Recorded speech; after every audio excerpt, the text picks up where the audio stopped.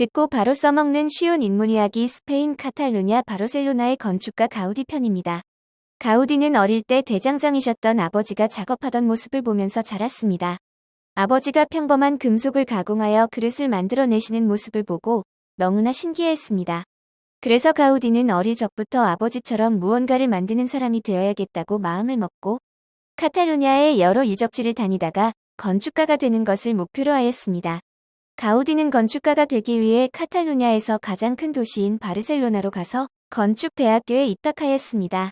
가우디는 교수가 알려주는 방식대로 답습하는 방식의 건축물을 디자인하는 것을 좋아하지 않았습니다. 가우디는 자기만의 새로운 것을 만들어 보고자 하였지만 교수들에게는 좋은 평가를 얻기가 힘들었습니다. 결국 수업에 흥미를 잃은 가우디는 수업보다는 학교 도서관에서 무언가를 찾기 위해 노력했습니다. 도서관의 책에서는 세계 각국의 건축물의 사진을 볼 수 있었습니다. 그리고 가우디가 어릴 적부터 생각해왔던 카탈루냐 건축물을 부흥시키려는 마음을 간직하고 있었습니다. 그는 도서관에서 책을 통해 카탈루냐 건축 양식의 특징에 대해서 알게 되었습니다. 하나는 이슬람 전통 건축 양식입니다. 오랜 기간 이슬람 세력의 지배를 받아온 카탈루냐 지역은 화려한 문양의 이슬람 건축 양식이 존재하고 있었습니다. 두 번째는 중세의 고딕 건축 양식입니다. 카탈루냐 문화의 중흥기는 중세시대인 만큼 중세의 양식으로 지어진 성당이 남아 있었습니다. 가우디는 학업과 건축사무실에서 설계 일을 함께하면서 하루하루를 보내면서 건축에 열정을 쏟았습니다. 대학을 졸업한 가우디는 건축사무소를 열었고 가장 먼저 책상을 설계해서 목공 전문가였던 푼티라는 사람의 작업장을 찾아가서 자신이 만든 책상 설계도를 설명하고 있었습니다.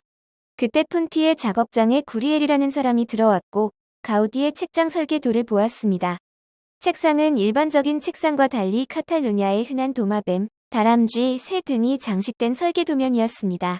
구리엘은 이 설계안을 상당히 흥미롭게 유심히 보았습니다. 구엘은 큰돈을 번 젊은 사업가였지만 예술을 사랑하고 특히 유능한 예술가를 존중한 사람이었습니다. 가우디의 책상이 마음에 든 구엘은 그에게 별장을 설계해달라고 부탁을 하였습니다. 가우디는 바르셀로나 지방의 신화를 모티브로 설계를 하였습니다. 신화에 나오는 용으로 된 문과 화려한 꽃무늬 타일로 된 구엘의 별장입니다. 구엘의 별장의 중요한 부분은 빛이었고 집의 모습이 보는 각도에 따라 모두 다르게 보이게 만들었습니다. 구엘은 이 집을 아주 마음에 들어했습니다. 많은 바르셀로나 사람들은 구엘의 별장에 감탄했고 구엘은 가우디가 카탈루냐 문화를 다시 살려낼 인물이라 생각을 했습니다. 그리고 어느 날 구엘과 가우디는 바르셀로나 시가지가 한눈에 보이는 곳에 멋진 고급주택을 짓기로 하였습니다. 카탈루냐 문화와 자연을 새겨넣은 멋진 집을 짓기 시작했습니다. 전망대와 분수도 있고 넓은 광장도 존재하는 그런 건축물을 만들게 됩니다. 그것이 구엘 공원이고 그곳에는 두 채의 집이 지어지게 되었습니다. 멋진 구엘 공원의 집이었지만 시가지와 이어지는 교통이 불편하여 일반 시민들에게 인기는 없었습니다. 결국 두 채의 집 중 한 채에는 가우디와 그의 가족이 살게 되었습니다. 가우디가 50세가 되었을 때 이름을 알린 가우디에게는 많은 건축물의 설계 의뢰가 많았습니다. 그 중 하나인 길모퉁이에 지어진 카사밀라 공동주택입니다. 가우디의 걸작 중 하나입니다. 집주인인 페드로 밀라는 가우디의 설계안을 보고 의아했습니다. 각이진 모서리는 없고 마치 절벽에 파진 동굴과도 같았습니다. 건물 내부는 비눗방울과 같고 모서리진 벽이 하나도 없었습니다. 완전히 새로운 양식의 건축물이었습니다.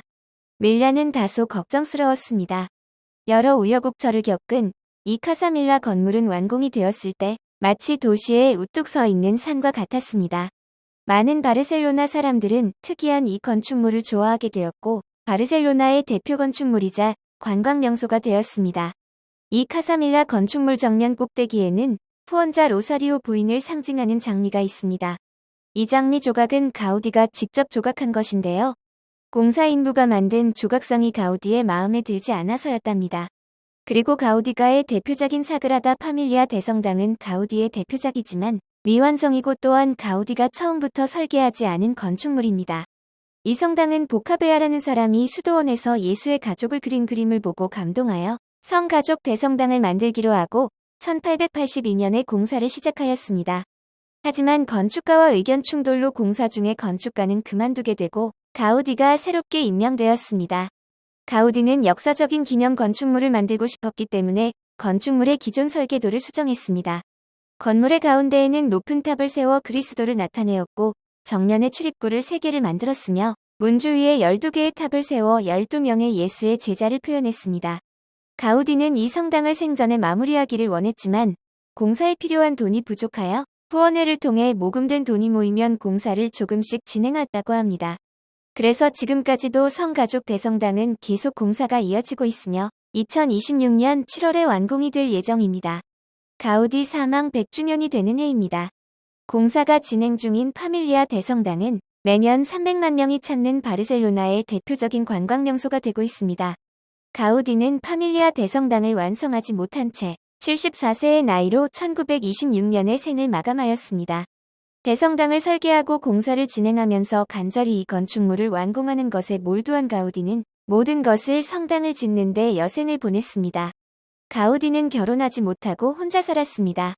2번의 사랑하는 여인이 있었지만 이어지지 못했고 그는 건축물과 결혼을 했다고 말했습니다. 여기까지 들으면서 바로 써먹는 쉬운 인물 이야기.